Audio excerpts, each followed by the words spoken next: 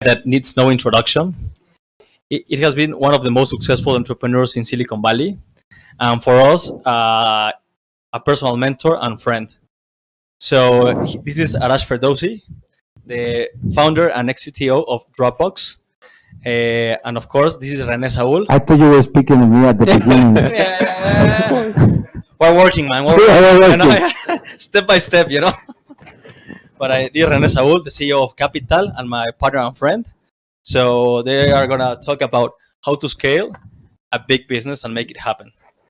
Thanks, Fernando. Thank you. Well, I want to thanks everybody that is here. I'm going to say a little brief in Spanish. Oh, yeah. That's okay? Yeah, no problem. Muchas gracias a todos por haber venido. Como se los manifesté en el anterior, estoy enamorado de su país. Colombia es un país que para nosotros representa hermandad.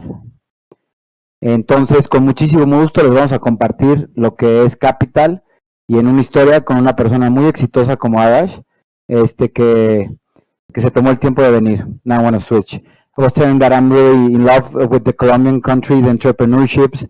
There are people that they fight, they help each other, and it's that they value that you came from a long way.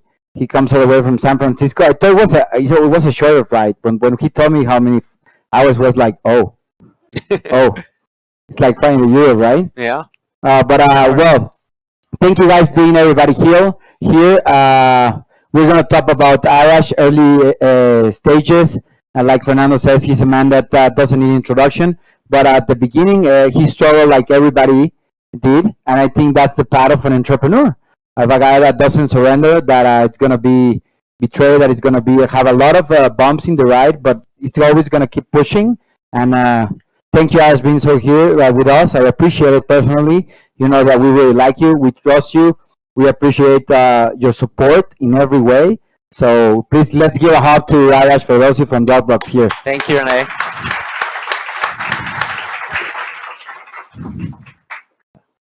Yep. Thank you, everyone. I'm very happy to be here. I'm a huge fan of René and Capital, but also very excited about the Colombian community. I actually have a number of startup investments in Colombia. Excited to meet a lot of you here later, and yeah, excited to talk about Dropbox, Capital, entrepreneurship in general. Sounds good. Well, Arash, can you tell us a little bit how was your early days back the day when you started? Because it's famous, you're very well known because you dropped out of school. So you were in MIT and then you just decided to drop out. I mean, that's a huge, he was in one of the finest universities in the US, being an engineer, and then you drop out.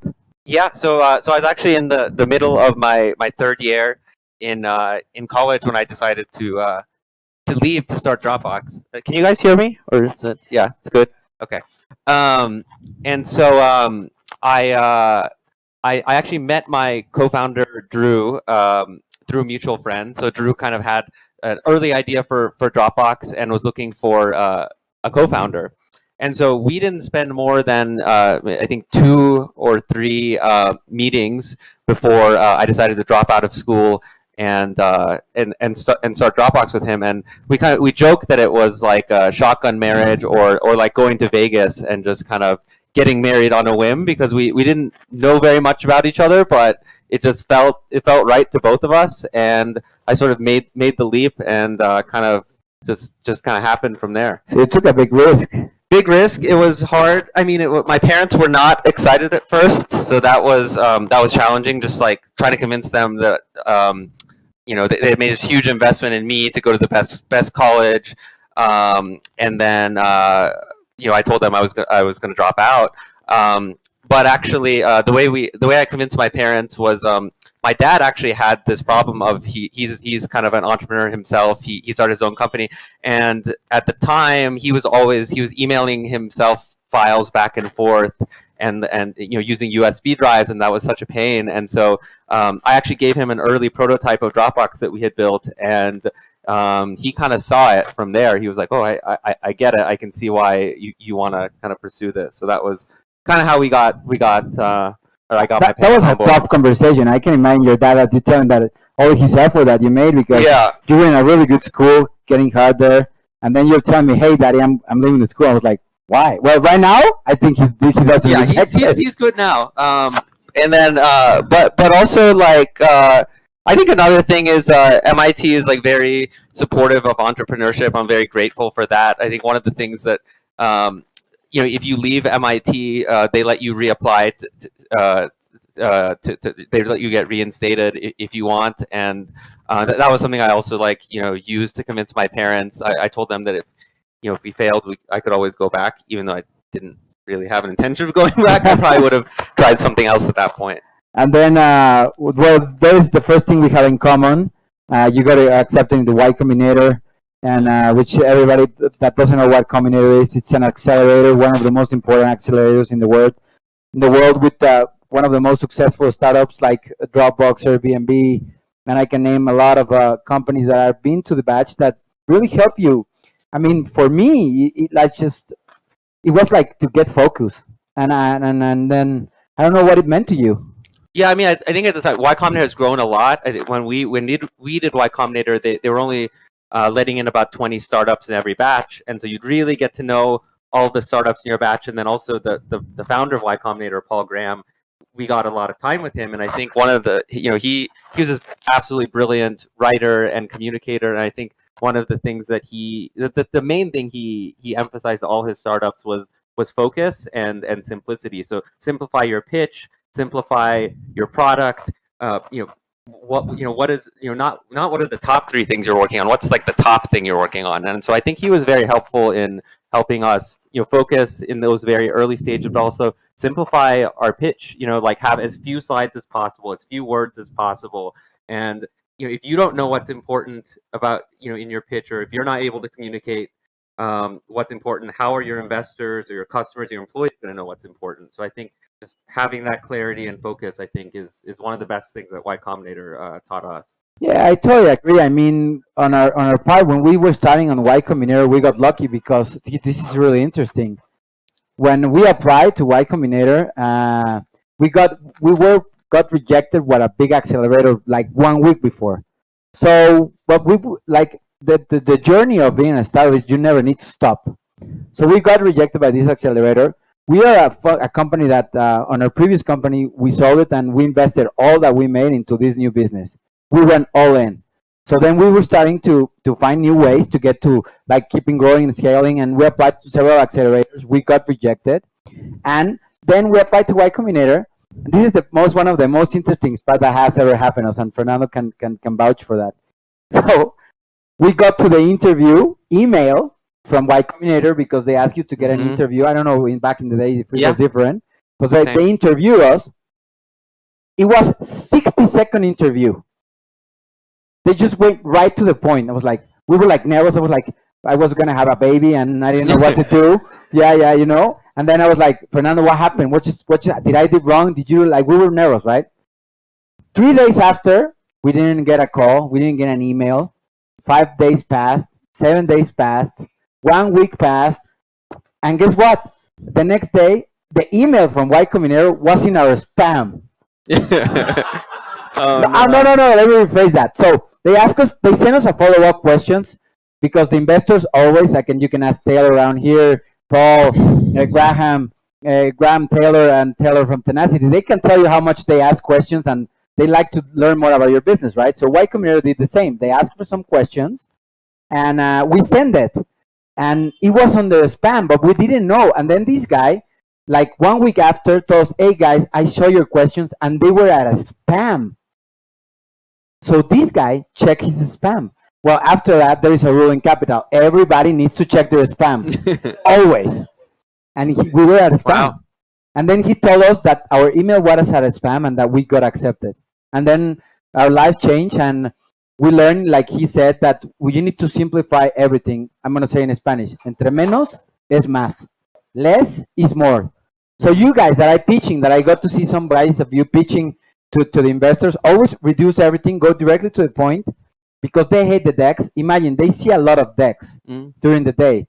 You're an investor. You're also an investor in different companies around the world, and you like to always go directly to the point. Yeah, that's what, when we're practicing, because Arash is also our investor and board observer, and He helped us. He's our mentor, and he goes, Rene, you need to reduce everything, go directly to the point, and be precise. So that's what we learned at Y Combinator. Yeah, on our part. So I mean, I think we had a very similar, similar experience. I think one thing you mentioned, just the just the importance of like persistence as an entrepreneur, and it's just such a roller coaster. And for us, we had gotten into Y Combinator. That was that was incredible validation. But Y Combinator was actually on the East Coast in Boston at the time. And when it was time to raise money, we went out and talked to all these investors. And the problem that we had was that there were hundreds of companies who would kind of try to solve the problems that we had. So there were startups that were focused on building backup solutions. There were startups focused on sharing, on syncing files. And investors would ask us, there are hundreds of products that do similar things. Like, what's different about you guys? Like, why should we use Dropbox? We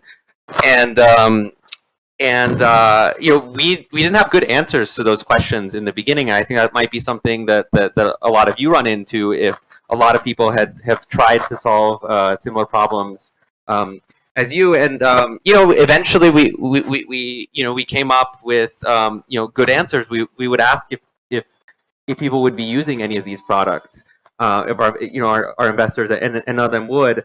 Another thing that I think was really important was just the fact that these solutions, people were using had to use so many different solutions. The thing that was different about Dropbox was you place the file in a folder, and we would handle backup, handle syncing, handle sharing, and it was just one simple, elegant solution. And it was hard to kind of communicate that, but we got better at it through demoing, through simplifying our pitch, and sort of eventually got investors on board.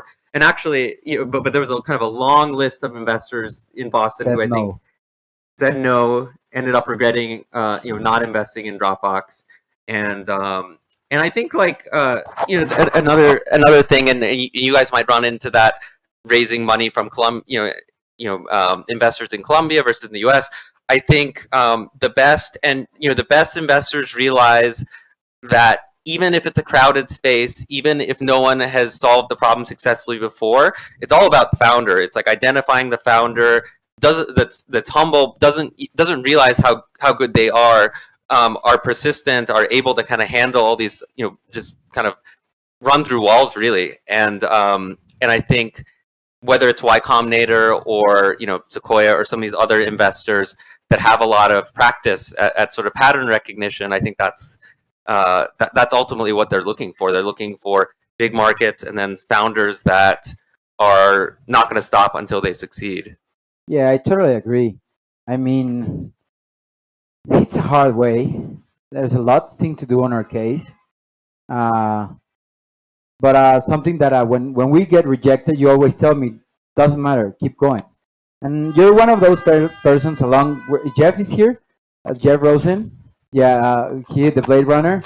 He runs Room Bakers, Arash. And I want to say this openly because when we were in demo day, because then you got to demo day, right? After that, they teach you in Y Combinator, you get to demo day and get to pitch to 1,000 funds in 30 seconds, right? But I still remember that day because Jeff told us that he invests in people. We didn't have to pitch the market. We didn't have to pitch our idea. He invested in us. And when you take money from VCs, TikTok is on it. You need to grow, but you need to do it like we were pushing in the previous panels in an efficient way. And so as a founder, you need to always find a solution.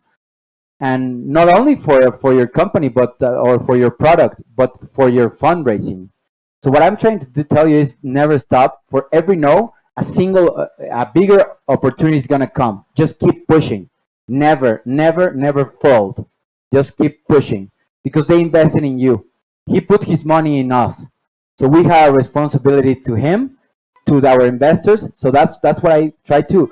We have that heavy weight on our back. So always bet on yourselves and never stop. So Yeah, I totally agree on that. That the best investors invest in people, not in the TAM, not in the product, in people. I totally agree that. And so going back to our start life and entrepreneurship journey, after Y Combinator, you got to product market fit. For guys that don't know what is product market fit, is when you already have the growing, your product works and sells alone. And I think you were solving a problem. That's one of the most important things you need to do, solve problems. So find a problem and then build a solution. That's what we do at Capital. This is our house, and we want to welcome to everybody because this is what I see. When you're starting a company, people don't have money to pay rent, right? And they use their money to pay rent for offices, and instead of you use it on working capital to make your company bigger. And we want to be remembered in your journey as the guys that bet on you and we opened your house. That's for the guys that are starting a company. That's what Capital is for these guys that are coming here. That's how we wanna be remembered. I don't know who remembers his kids when. Raise your hand. Who remembers when your first bank account when you were kids? Everybody remembers, right? Levanten la mano los que se acuerdan de su banca de niños chiquitos. Yeah, everybody remembers. Well, ask them when they get their Capital account. Everybody's going to remember us, and that's the way we work, and that's how we solve a solution. Also, SMBs need sometimes they don't have a boardroom or a meeting place to get their customers. For bigger SMBs, which is our main sweet spot of companies, this is what Capital is. You can use it, and please welcome you, everybody. So going back with Arash, I know that you grow a lot. You were solving a problem. You got to head to 800 million users, right? 800 million. 800 million users. A lot of users. Yeah, that's big. It took you a while, right? It took us a while, but I think you were worldwide. Huh? Every single worldwide, and I mean, I think it just kind of, and we got very lucky in the sense that the problem we decided to solve was one that was very universal. It was, it was a problem that we had, but it ended up being a problem that, people in every continent, every industry, students, freelancers, small businesses, medium businesses, large enterprise, everyone.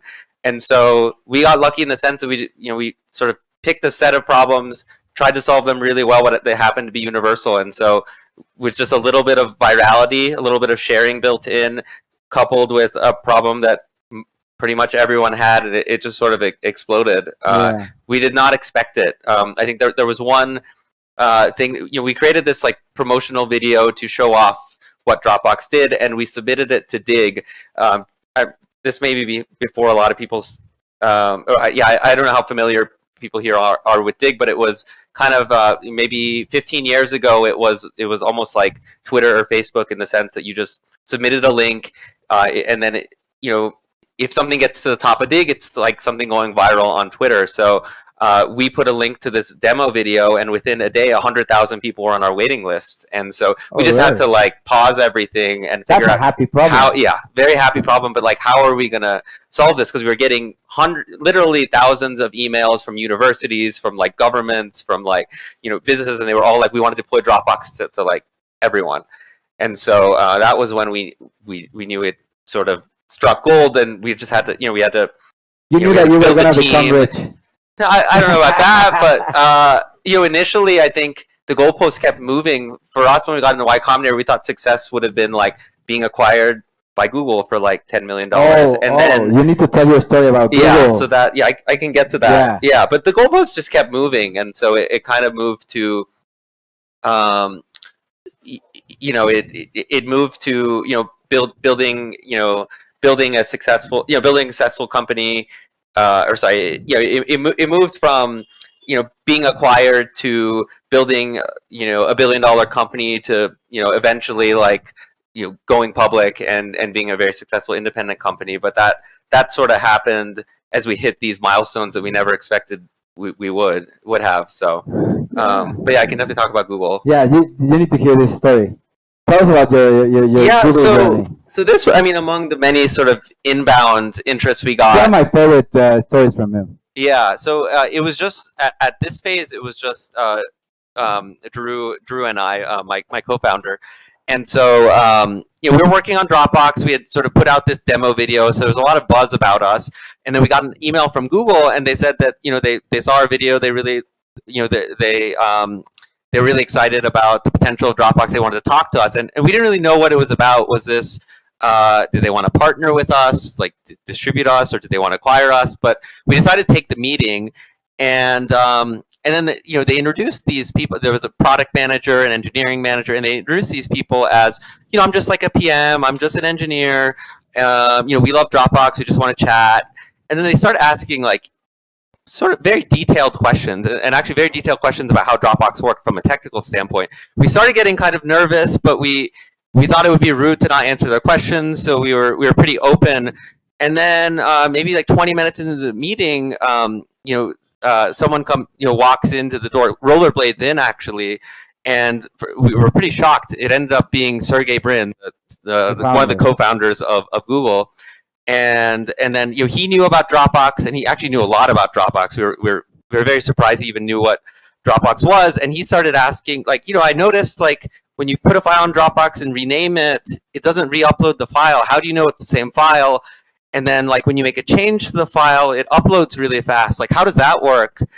And then and then Drew got up on the whiteboard. He was kind of like whiteboarding it. And then afterwards we were like, what did we just do? We just like gave away all our like trade secrets. So we felt pretty stupid. And at that point we decided like we weren't going to take any more meetings like that, just because I don't know, we just knew we had sort of like really hit a wave, very excited to like build the company. We had no interest in selling. And actually what's funny is that we actually told this story to the writers of this series called HBO Silicon Valley. I don't know if anyone has seen it, but so actually there was this scene in Silicon Valley. It was called the brain rape scene, where they had basically given all their trade secrets to an investor in a competitor's company, and so that was based on the story of like Google doing that to us. So well, when I heard this story, can you hear me, guys? Okay, so when I heard this story from Arash, we told everybody in our team that it was forbidden to use Google Drive. Yeah, they're gonna steal your secrets. Yeah, they're gonna steal your secrets, maybe. Yeah. So guys, everybody that is here, just with pure respect to Arash, and what he did at Dropbox, stop using Google Drive. I hope this doesn't get to Google, by the way. And that's why I had an iPhone. Yeah. Yeah. And but that's an interesting story. We're entrepreneurs. You need to always take care of your secrets. You can always talk about what you're doing, but always learn from other people's mistakes. Learn from your own mistakes, because they may be helpful in the future. You might be something that can become huge. So that's why we always we also got stolen one deck. Yeah, and then a company investors in competitors. Yeah, and then we saw that the link was open in another country, and then eventually we saw that the company was doing exactly what we were pitching. I was like, "Come on!" Yeah. No, that's a true story, and we were like, "Definitely happens." It happens. So you got to deal with it, and just knowing that what you think, 20 people are already thinking, so you're not the only one. So that gets me to the point that and this I learned from one of our investors, Ben Narasin, that he couldn't be here. But he told me something, because I was scared of talking to an investor. And he said to me, René, no, ideas are cheap. Execution is dear. So always focus on execution. And he's so right. It's how you execute, how you get to communicate with your company, how the culture, how fast can you deploy something. And so be careful. Don't use Google Drive. It's banned. And but you also got to meet Steve Jobs also. They want to buy you, right? Yeah, So this was a very different meeting. It was much later. It was maybe 3 or 4 years after the Google meeting. So I think we're better prepared. We weren't going to go like show them our roadmap and our code or whatever. But we actually said that we didn't want to meet him because we were not interested in an acquisition. But they were very persistent. So we were like, okay, we'll come in, and this was actually a year before he died, so it's pretty sad. I'm just glad we got to meet him, because I'm such a huge fan of Steve Jobs and everything he built, and Apple and everything he built. But Yeah, we spent almost an hour with him at the time. I think we were probably like maybe about 30 or 40 people, maybe 50 100 million users. So I think pretty big at the time. But they were working on iCloud at the time, and they wanted to buy Dropbox to effectively become iCloud. We took the meeting. He was very gracious. He told us that he was a big fan of the product. That it was a great product at the beginning. Yeah, he was, and also just it's such a compliment to come from Steve Jobs that he loved your product. So we kind of heard him out. Like he told us what Apple was planning to do. We were very I think we were very polite, but said we weren't interested. That we're sure that he would understand as an entrepreneur how exciting the stage that we're at is, and that we wanted to keep going.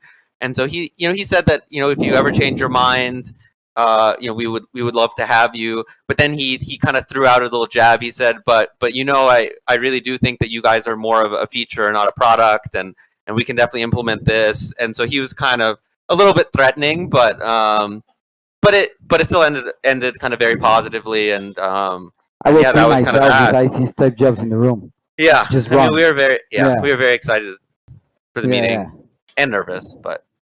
Well, somebody that size of, and I mean, I think he's the most brilliant mind we have ever been able to get to know.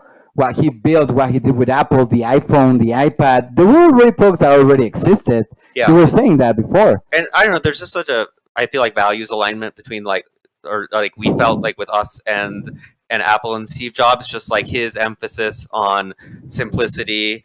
And he was just such a great editor. I think he believed in bringing the greatest creative minds, giving them a lot of freedom. But then he was the guy who edited, who said, this isn't good enough, we're cutting this, and kind of sent the teams back to kind of iterate more if it didn't meet his bar. And I think that was like his greatest talent. I think a lot of times CEOs and founders, they get credit for things that their team does, and I think they should get credit for building a great team, but it's in a lot of cases it's the team's coming up with the idea, and it's the founder that is able to like motivate them, inspire them, and then also serve as the editor and the quality bar. Yeah, it's team. Everything here that's true. Everything is teamwork. We haven't accomplished so much if we hadn't a team that it's with married with the mission of the company. And I think that's really important part of your journey to find that. I mean, that's one of my most concerns, to keep building the team that we have built, because me, Fernando, and Eder, we have been since the beginning. We have been rejected. We have been stolen. We have been betrayed. But we're here together as a team. Yeah. I mean, if Feder hasn't supported me since the beginning, I wouldn't be here. If Fernando didn't buy my story and he left his MBA and come back here join us, because we know since we were little kids, they bet on everything. We are a family, so build your own family, detect who is valuable at your team, who always takes care of the guy that it's besides you, helps each other. And I know sometimes you have to be tough, but it is what it is, and you need to keep pushing. Yeah, I mean, I think the founding team is so important, having a lot of trust between founders, and clarity around roles, like ability to resolve conflicts, all of that. But then beyond the founding team, one of the things that Drew and I learned over time is that you're only really able to do as many, the number of things you're able to do well as a company is proportional to how many leaders you truly trust. And so you sort of identify maybe as a company, you can't do like 20 things well. Maybe you can do 3 things well. Maybe when you get bigger, you can do 5 things well. But then if you want to do 5 things really well, like who are the 5 people who are going to feel like it's that, like, it is on them, like they fully own that problem, and you are able to let them run. Yeah. Same for us. Yeah. And so I think, I think with, I think we've talked about this with your, expansion in Colombia, just having someone that you truly trust to own it and make it successful. Yeah. And we got this here with Dani. Where is Dani? I think she's downstairs working. But But tell her that she's amazing. we talked to Yeah. her about her. But yeah, she took the shirt of capital, and a lot of people that I want to appreciate. Mike Farro, he left. Where is Mike? Oh, there he is. He left. He left his company for us, and that means a lot. And when people support you, you need to support them back and find always the right persons. That's the only thing that I'm going to be able to tell you. That when you know that it doesn't matter that you're there, but they're gonna be there and support you there. And because the journey in a startup, it's hard, and you need to be surrounded by the very best. They don't need to be the smartest guys, but they need to be the most committed guys. Those are the ones that are going to help you scale. The guys that kill for your company, it doesn't matter when, what, nothing. They just go, and because they believe in you. And that's the purpose of a startup. That's how you get talent, because they support the idea. Because sometimes I've seen a lot of people that they lose, like they drop their big fancy bank job and they just go to your startup and just go with you all in. But yeah, there's a lot of things to talk about, and but tell us a little bit about yourself. So Dropbox, everybody knows it's a success. Then you took it to IPO. The Yeah. IPO days, they say easy, but I think, as my point of view, they are the hardest days after the IPO. Oh, after the And IPO. then before Yeah, I and mean, I after. think, yeah, I mean, I saw that who the WeCrash, the WeWork Ooh, yeah. series. They mentioned Dropbox. You are at Jamie Dimos' office. right. Yeah, he's there. I texted you, right? Yeah, I'm yeah, like, you're in chapter 7. yeah, They just mentioned you on WeCrash that JP Morgan took your IPO. yeah. I mean, that was, I guess, like for a lot of entrepreneurs, like that's maybe like the finish line or the thing that they're most excited about. But I think it's you don't want, like, you shouldn't be like it's not right to think about it that way, and I don't think you want your employees to think about it that way either, because things definitely change when you go public. I think when you're private, you have a little bit more freedom to think long term and not have to obsess over all of your metrics on sort of a quarterly basis. But when you go public, there's real expectations from investors, from the street, to hit your numbers, and employees can get really focused on like the fluctuation in the stock price. And like right now, that's been really tough for growth startups, or companies, whether it's like an Uber or Asana or Airbnb or things like that, where their stock price has gone down anywhere from like 50% to like even 90%. Yeah, we have seen companies being really hurt. Just completely decimated. Yeah. So, but anyway, I think for us, it was very exciting. I actually had my parents come to the IPO. We had all our early team there, and it was a very exciting moment. Yeah. Congrats, man. I appreciate it. I hope we get there one day. Yeah. Sure you will. Just to give it a quick end, I don't know if you want to say a final words to the Colombian community, and just like some questions that you would like to do to Arash. Arash, I know, so don't ask me. I know. Thank you. Don't take it personal. But if you can give some advice on how to play on a startup, and I appreciate your time being here. Yeah, I mean, I think the most important thing, I mean, a couple things. I think one is, there are a lot of entrepreneurs out there tackling problems, and I don't think there isn't a ton of like white space where like you're going to be the only person solving the problems. I think what's most important is that you understand the problem you're solving better than anyone else, and that the solution you're building is a lot better than what's out there. And I think in some cases, like in the case of Dropbox and also Capital, like I think, identifying opportunities where there are a few different solutions people are using, just like coming up with one simple, elegant solution that solves it all. I think like that is one like winning formula. I think, and I think like beyond picking the right problem, like understanding it and understanding well, I think it's it's about having the right team. And for us, we would much rather have a role be empty than fill it with someone who isn't the very best. And I think for us, it was obviously people who are very good at their job, but people who are very aligned with our values, people who for us, it was very important to be clear about the type of employees we wanted. We wanted people who were humble, genuine, thoughtful, bold, and so those were the things that we looked for. And I think for every sort of I think every product, every company, there's the right culture. And I think it's very important to be clear and understand like the type of culture you want to build, and then find people who truly fit that culture. And so I think those were some of the things that we really cared about, like getting culture right, and having humble people, and building really kind of simple, elegant solutions to problems. Yeah, I totally agree. On my end, just keep pushing. I think I agree with everything you said. Find the right people, find the right problem. That's also really important. Find the right solution, and think big. Just think big.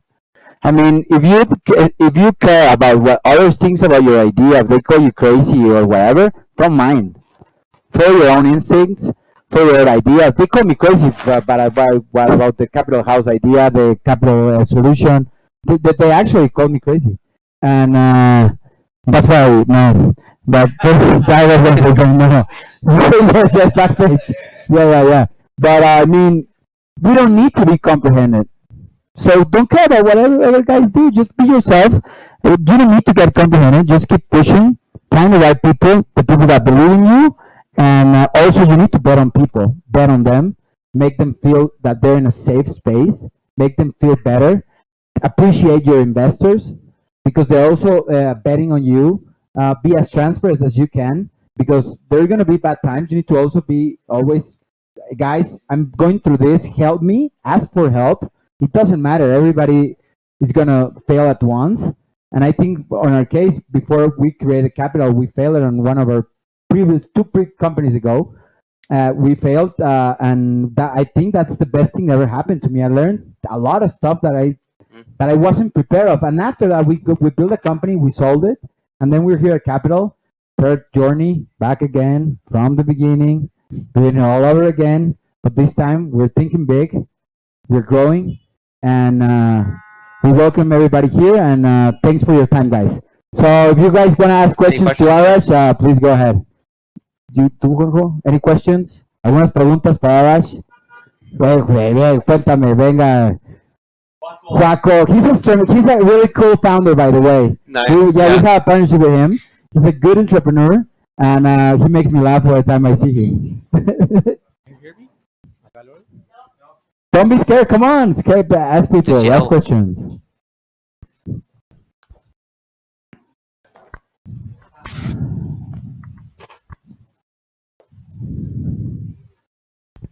Hola. Yeah. Can you hear me, Arash? Yes. Okay. Yes. Amazing. No, I think my question is super simple. It's how much time did it pass before you actually realized of that product market fit? I mean, before those 100,000 requests, because I mean, as entrepreneurs, we were pressed to, yes, we need to grow 30% month over month. Right. We need to make 2 million of ARR right from the start, so on and so forth. But we need to be super focused on the product, right? So how long it was before you felt, hey, we are growing organically, this referral stuff is working, so on and so forth?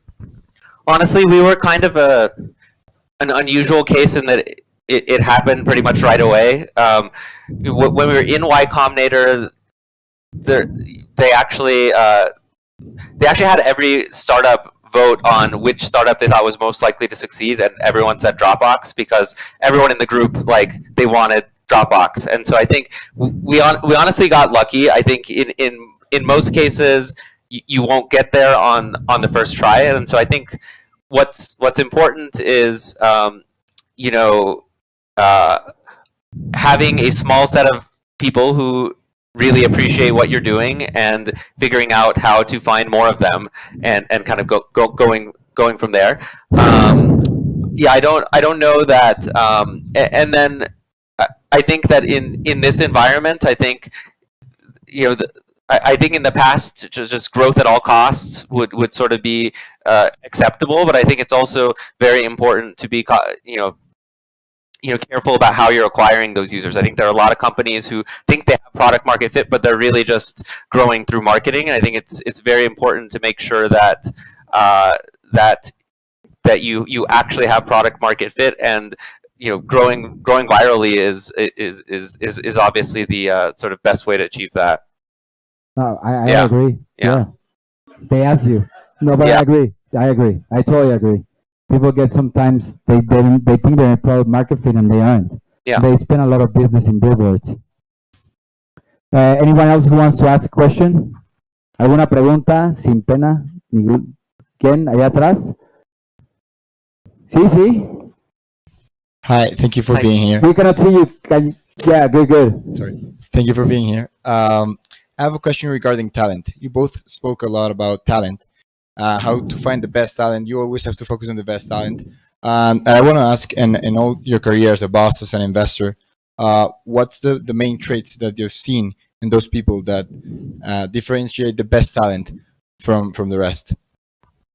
I think for me, and I think every culture is different, but like for us, what was most important was humility. And so we wanted people who were very self-aware, knew what they didn't know, and were just very curious, just like intellectually curious. And I think we preferred to, in a lot of cases, in some cases this was good, in some cases it was bad, but we always like thinking from first principles and trying to solve problems in new and kind of clever ways. And so for us, just having people who are very curious and like I said, humble was kind of the top thing. I like the humble part.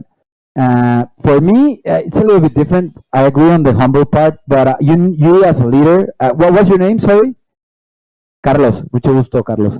You are the CEO of a company? Okay. Oh, good. For me, the CEO is the one that needs. I'm a guy that it's with his. I'm a instinct guy. I've been betrayed by my instincts, but 99% is my instinct. But for me, it's the CEO who needs to get the best talent of his people. You need to get the ability to get the best of your people. That's what that's what it is for me. That's why I try to be sometimes hard. Yes, I am. But my people, the ones that have been all the journeys with me, they know that I want to extract the very best from them. And the guys that understand it, they actually become really good at it. Because everybody here is talented. You need to find your passion, and it doesn't matter what you do, just do your very best. So yeah, that's a tough question because there are mercenaries around there. Yeah. And but I think you always need to find the best of the people, the very best, and make them. If they're good at something, just tell them you're not good at this. Like for my case, Fernando is really good at Excel. He dominates Excel. He's doing Excel all the time with Jeff from around down there. Those guys, they dream about Excel. Yeah. Passionate about their craft. And I'm passionate about product. Yeah. And so you want. being with but no, Jeff was telling me that he got a nightmare that he was typing with Fernando Excel. I mean, they dream about it. True story, That's a true story. So we wake up at 7 a.m. and I see this message with guys. I was just doing Excel, dreaming with Fernando. I was like, I will kill myself. But that's their time. They're good at it. So put the very best on what they are good at. Yeah. But who else wants to ask a question? I saw one in the. Oh. We're talking about the team. How can we build the better team, and which skills we need to find in them? Yeah, I mean product, by the way. In product. Product, yeah. In capital. Yeah, product. Okay, yeah. I mean, I think there's like, in our case, there were just a set of things we looked for all employees, but then I think there's definitely traits, specific to roles. And so I think, one of the things that we always tried to do was we asked our investors to introduce us to the very best people in a particular role. So like, who are the best product people and so we would meet people, not even to recruit them, just like the best product people, just to get a sense for what great looks like. I feel like with product, it is kind of a similar role as CEO in the sense that you need really great instincts because you're getting all sorts of like conflicting data. you're looking at metrics, you're getting one story from the metrics, you're talking to customers, that paints another story, and then people are telling you what they want, but really they're kind of describing a solution. What you really need to do as a product person is understand, okay, like what is the problem that the user is trying to solve, and can we come up with even a better solution than they're describing? And so I think with product, you honestly need people who just have great judgment. So you're looking for judgment in a world with a lot of ambiguity, with conflicting data. The best product people are able to kind of synthesize it all and then come up with a great solution. And so I think the way you test that, I mean, you can obviously ask for questions, but I think like more important than that is you want people who built great products, right? So if you're looking for product people, it's like, what have you built? Like how many people have used it? And then I think you really want to hone in on judgment. Totally. I'm not going to answer to the head of product that question of my team. Yeah. But that's your part. No, yeah. I agree 100% with what these guys are saying. Arash, you build an amazing product that everybody uses. Everybody here has used at least once Dropbox. But so learn from the very best. Last two questions. You had one, yeah? What's your name? Nico, mucho gusto. Hola, hola. Yeah. Hola, Nico. If hypothetically, if you have to redo or restart, like create a business right now in this industry, what would you like to do? In which industry? What problem do you want to solve? Ooh, good question. I think so. I think one thing I didn't really touch on, but I mean, I think we talked about how like hard entrepreneurship is and how it's a roller coaster. I think through that process, like I definitely neglected my health. So like I didn't eat well. I didn't sleep very much. Didn't exercise, and I think that you run fast. Yeah, well now I do. So so it's been a couple years since I've had a full-time job, and so I've been able to like prioritize those things. And so in retrospect, just like I would have personally like invested a lot more in my health, because it's counterintuitive, but I think yes, you want to run hard and work hard, and you can become very obsessed with the problem you're solving. But I think if you don't take care of yourself, you're actually going to be less effective. It's counterintuitive, but the more time you spend, exercising, eating better, like I think that will pay off as an entrepreneur. And so to me, I actually think this is something that a lot of people struggle with. And so I think just bringing awareness to people about their health. So a lot of like wearables, things like that to me are interesting. So there's, rings, like Oura has this ring that does sleep tracking. Yeah. You have Whoop. And then you have these, like blood sugar monitors. I think all these things that just like give people the data and the insights to make better decisions about their health. Like to me, that's like a very exciting space. But I think he doesn't want to get a start again. I think I'm good for a while. He's good. I like helping people like René. Yeah. Well, thank you for that. It's like, yeah. Well, we're just starting, so but so I can answer that question. I have redo it 3 times. One bad, one successfully. We went all in. Literally, I invested all my money into this company. I could be retired and do something stuff, but I went all in. And Fernando the same, Eder the same, and that's what we did. I can redo it again. But the thing he's saying is really important, because you need to keep balance. On my side, everybody knows that I always spend time with my kids, and it's really important for me. So I always try to. I know we have sometimes just a lot of work, but I try to spend a lot of time with my kids, with my friends. Sometimes I don't go out because I had a lot of work, but I need to spend more time, and I'm really committed to my routine. I didn't want to take an interview today in the morning because it was messing with my routine time at the gym. Yeah. I didn't want to take, but I had to take it. But because that's my me time. It's my me time. You need me time to focus on what you need to do. Find always just something to. It's your time. Go to a therapy. Go to talk to whoever. Don't do weed and crazy stuff. And do it. No, just kidding. No. Find time for yourself. Whatever passionate about it, just do it. It really helps you to find track on what's wrong in your company. That's when I see something that is not going correctly, I just push back and go by myself and see what's going on. Because sometimes you're really overwhelmed about the product and the expansion. Colombia, people, Peru, Mexico, Capital House. It's hard to think clearly It's when you're hard, not yeah. taking care of Sometimes I yourself. feel like I'm Yeah. getting lost, but I have a lot of stuff to do, so that's why I just go back to myself. I'm a gamer. I'm a huge gamer. I play Call of Duty all the time and God of War and Zelda, and yeah, I'm a geek.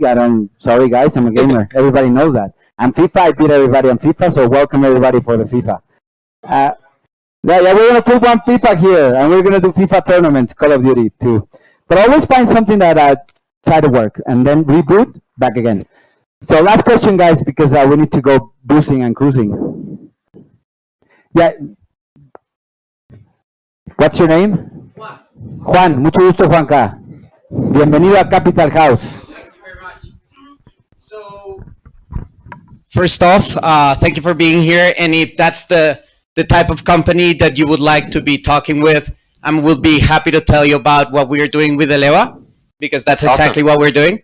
But we can speak later. But on the other hand, I would like to ask you about if you see there's a specific mistake that early stage entrepreneurs are making, like anything that you can see common mistakes across entrepreneurs that stopped you from getting to where they want. Mm-hmm.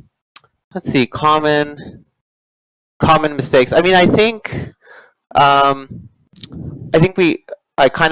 mentioned this earlier, but I think in a lot of cases, the solutions people will build are not different enough from what exists. So I think it's really important to understand how you're different from what's out there. And no, you don't want to obsess over competition, but I think it's more about having clarity about what is different, because you're going to have to answer that question to a lot of people. When you market your startup on your landing page, you're going to have to be clear about what it is that you do and what problem you're solving for people. When you're talking to investors, it's the same thing. They're going to do research on your space and look into kind of similar products. And so I think that clarity around what it is that makes you different and what makes you you're different, and what makes you defensible in the long run, because I think that's another question that investors will have,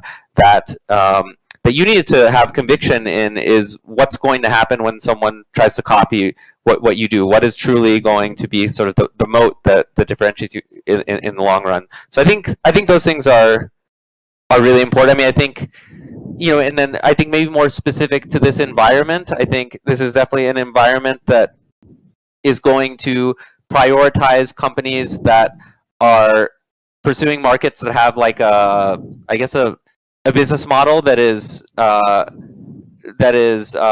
more sound fundamentally. And so whether it's about, I think consumer startups in crypto, I think those startups are going to struggle a little bit more, more certainly than startups that are building for businesses, or startups that have a very clear sort of path Yeah. from a sort of revenue and profitability standpoint.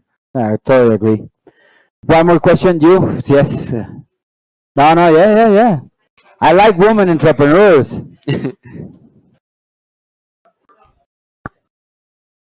I always like my team is women. Yeah. Which do you think that are the key actions you need to scale the culture in your company as you grow? Sorry, scale what? The culture in your company as you Oh, grow. culture. You start growing, you need to scale this. Yeah, so I think there are a couple of things. I mean, one is really making sure, like, having clarity around what your culture is. And so in the case of Dropbox, like, we defined 5 company values, and we involved the entire company in that process of figuring out, like, what are those, like, 5 words that really describe our culture, and then making sure you're looking for those things in the interview process. And actually, for the first, I think, 200 people we hired, I interviewed, I think, close to 95% of those people. So it's very exhausting, because I'm an introvert, and so I can only spend so many times. You like, are? Yeah. Oh. You're not. No. But yeah. I'm not. He got me. He came here. Yeah, no, definitely don't do this sort of thing too often. But No. but I mean, for me, it definitely, like, it went from interviewing, like, 1 or 2 people a day to like 5 or 6. to even more, and that was exhausting for me, but it was so important because to me culture at that point was very intuitive. It wasn't all sort of written out, and there were things I was looking for. I was looking for, similar to what Renee was saying, I was looking for humility, but I was also looking for passion. I was looking for that total obsession over the craft, like Fernando and his, Excel. his irrational love for Excel. You have to see like that's what you no. want. That's what you want to see. And so you want people who just like jump off the page, right? And so for me, it was really important to meet people. And then I think beyond that, it's you have to lead by example. So you can have a set of values, but then if the CEOs or if the VPs or if the senior people, if those people are not living by the same rules, if you're saying these things are important, but you're not leading that way, like then you don't have a culture. And so I think you really need to be careful as a leader to sort of follow the rules that you're setting, follow the norms that you're kind of defining. Totally agree. Well, I want to appreciate everybody that was here. I appreciate Arash, your long trip. On behalf of Eder, Fernando, and the complete Capital family, we thank you. We welcome you to Capital House. We're gonna cut the ribbon. Oh, we're in special guest, and we appreciate you being time here. Muchas gracias a todos los que vinieron aquí, de verdad les agradecemos mucho. Esta es su casa. Gracias. Thank you. I'm a long way, but thank you everybody. You know Capital House. Please welcome everybody here, and all our friends, guests, partnership, alliances. We are really grateful on how you have received us in your country. When Mexico loses in the World Cup, we always go with Colombia, but you guys weren't there, so sorry. No, me and Eder, we went to a game. Tell them. When Mexico lost with Brazil in the last World Cup, Eder was like, no, let's go with the Colombian guys. We didn't even know that time that we were going to be in Colombia, but we went there. We were on the goal keep that was on the penalties. But I was with this is what I see, and this is true. The Colombian entrepreneurship, they're passionate about what they do. That's what I can say about you guys. I admire you even more than in Mexico, and it hurts me, but it is what it is. And so keep it that way. It doesn't matter the economic, the political environment you're in. Never stop. Just keep your idea. And thank you for receiving us. And like I still remember in the game that Colombia lost against England 4 years ago, there was in front of me one guy, because the second goal they tied at the end. The guy that came in and do a header, right? Yes, Mina. Yeah, I remember. He was calling his family with a baby in front of me. He was calling his family here in Colombia. That's the Colombian. Thank you, everybody. We love you, and welcome home. Yeah, we're going boozing and cruising. We're going to be drinks and enjoy.